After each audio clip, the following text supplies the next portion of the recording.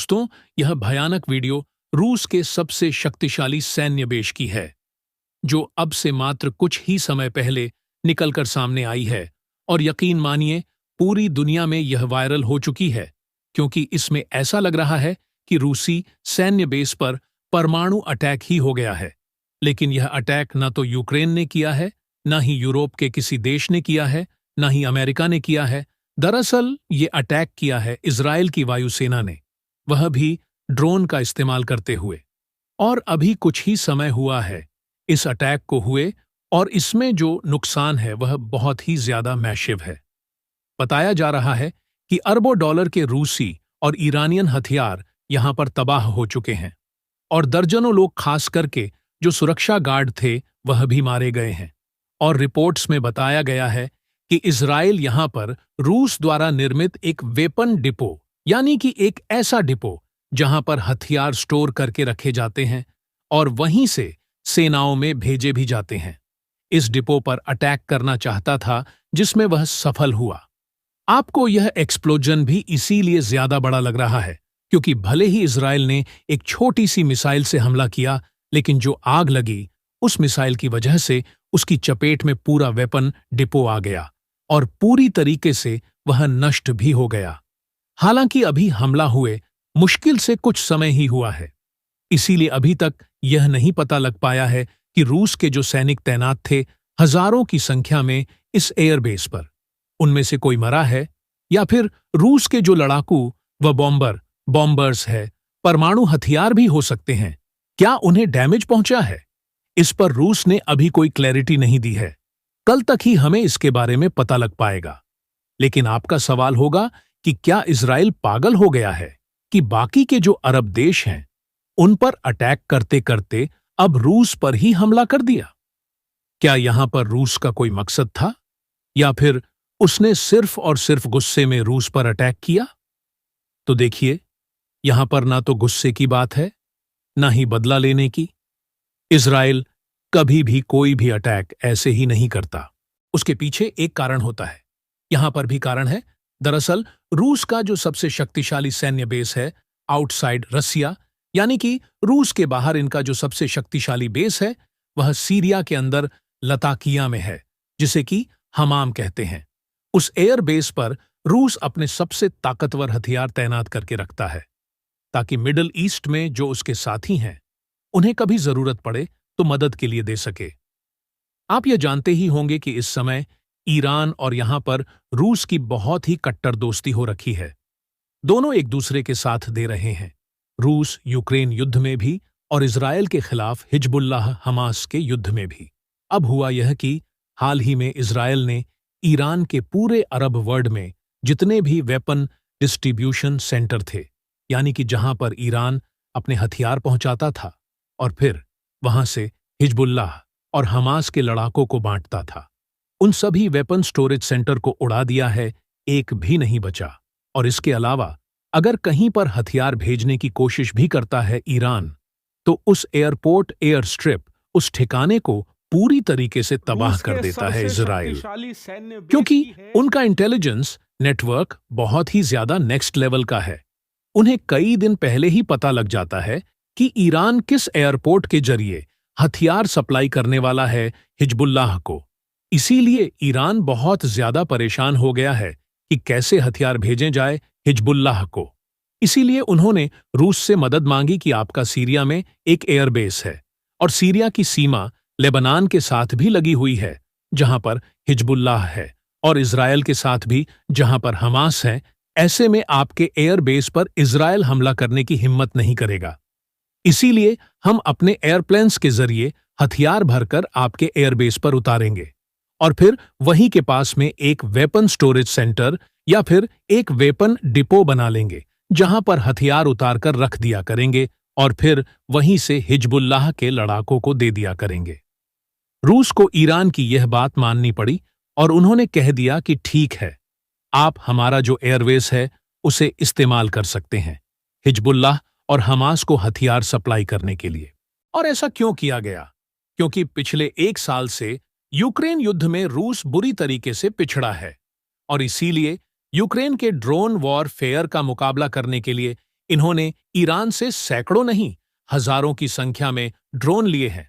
इसके अलावा मिसाइलों से मदद किया है।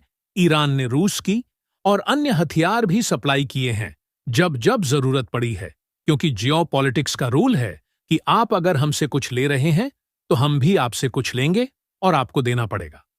रूस को इसीलिए एक्सेप्ट करना पड़ा ईरान की शर्तें, और ईरान लगातार पिछले कुछ महीनों से इस एयरबेस का इस्तेमाल कर रहा था। अब शुरुआत में जब थोड़े हथियार आ रहे थे तो इजराइल को दिक्कत नहीं थी, लेकिन पिछले 1-1.5 हफ्ते में तो हथियारों की बाढ़ हो गई थी इस लताकिया वाले हमाम एयरबेस के जरिए।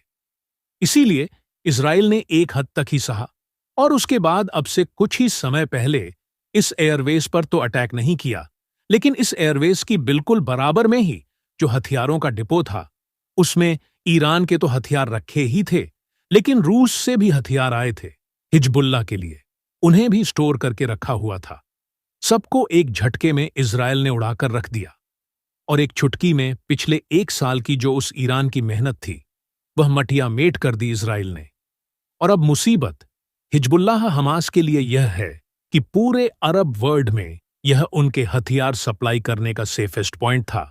यह अब इजराइल के न सिर्फ निशाने पर आ चुका है, बल्कि इसे तबाह भी कर दिया है। और भविष्य में जब भी हथियारों की कंसाइनमेंट आएगी, इजराइल लगातार इसे टारगेट करता रहेगा।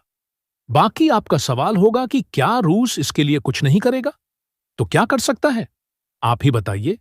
क्या रूस यह एक्सेप्ट कर लेगा कि वह ईरान और हिजबुल्लाह की मदद कर रहा था अपने सैन्य बेस के जरिए? नहीं, वह बस यह कह सकते हैं कि आप हमारे एयरवेज के आसपास ऐसे धमाके मत कीजिए, इससे हमारा नुकसान होता है। इससे ज्यादा रूस कुछ नहीं कर सकता, क्योंकि अगर वह एक्सेप्ट कर लेता है कि हम ईरान की मदद कर रहे थे हिजबुल्लाह को हथियार देने में, तो इससे उसकी बदनामी होगी और साथ ही इंटरनेशनल कम्युनिटी में उसकी साख भी गिरेगी। हालांकि आने वाले 24 घंटे में इस मामले पर जरूर कुछ बड़ा होगा। जैसे ही कोई बड़ी खबर आएगी, हम आपको तुरंत अपने चैनल पर जानकारी देंगे। तो अगर अभी तक आपने हमारे चैनल को सब्सक्राइब नहीं किया है तो सब्सक्राइब जरूर कर लें। तो चलिए अब बात करते हैं दूसरी खबर की। तो दोस्तों, ये क्या हो रहा है? पहले भारत की ब्रह्मोस मिसाइल पाकिस्तान में जाकर घुस गई। उसके बाद अब से 3-4 दिन पहले खबर आई कि भारतीय वायुसेना के लड़ाकू विमानों से बम, जो कि एयर स्टोरेज बॉम्ब्स थे, अचानक गिरने लगे और पाकिस्तान की सीमा के करीब आकर गिरे। और कुछ समय पहले जो खबर आई है वह तो और शॉकिंग है। देखिए, रिपोर्ट आई है कि भारतीय सेना का एक ड्रोन पाकिस्तान के अंदर घुस गया और काफी अंदर तक यह चला गया। जी हां, यह एक सर्विलेंस ड्रोन था, यानी कि जासूसी के लिए इसे इस्तेमाल किया जाता है। और आज सुबह यह पाकिस्तान के सीमा में जा घुसा। और इन घटनाओं को देखकर ऐसा लग रहा है कि भारतीय नेताओं के डिसीजन का इंतजार करते करते भारत के हथियार भी इतना थक चुके हैं कि खुद पाकिस्तान के अंदर घुसे जा रहे हैं। लिटरली तैयार बैठे हैं पाकिस्तान के अंदर घुसने को, और भारतीय नेताओं को यह घटनाओं के जरिए यह संदेश दे रहे हैं कि हम रेडी है, और इतना ज्यादा रेडी है कि अब थक भी चुके हैं। अब तो ऑर्डर दे दो पीओ के लेने का। जी हां, लग तो ऐसा ही रहा है। लेकिन फिलहाल बात करें आज की इस घटना की, तो हुआ यह कि आज सुबह भारत का एक ड्रोन था, जो एक मिनी कैटेगरी का ड्रोन बताया जा रहा है, जो कि सर्विलेंस के काम पर निकला था। यानी कि यह चेक करने की बॉर्डर पार से भारत के अंदर किसी प्रकार से स्मगलिंग तो नहीं हो रही, किसी प्रकार के आतंकी घुसपैठ तो नहीं कर रहे हैं। इन सब की एक तरीके से पेट्रोल करने निकला था। लेकिन अचानक से इसमें किसी प्रकार का माल फंक्शन आया, टेक्निकल ग्लिच आया, जिस वजह से ये पाकिस्तान के अंदर घुसा और घुसता ही चला गया, और फिर पाकिस्तान में काफी अंदर पहुंचने के बाद ये पाकिस्तान की जमीन पर गिरा। अब इस चीज को लेकर 2 अलग-अलग कन्फ्लिक्टेड रिपोर्ट आ रही है। पहली यह कि पाकिस्तान के रेंजर्स ने, जो पेट्रोलिंग करते हैं भारतीय बॉर्डर पर, उन्होंने इसे खोजा।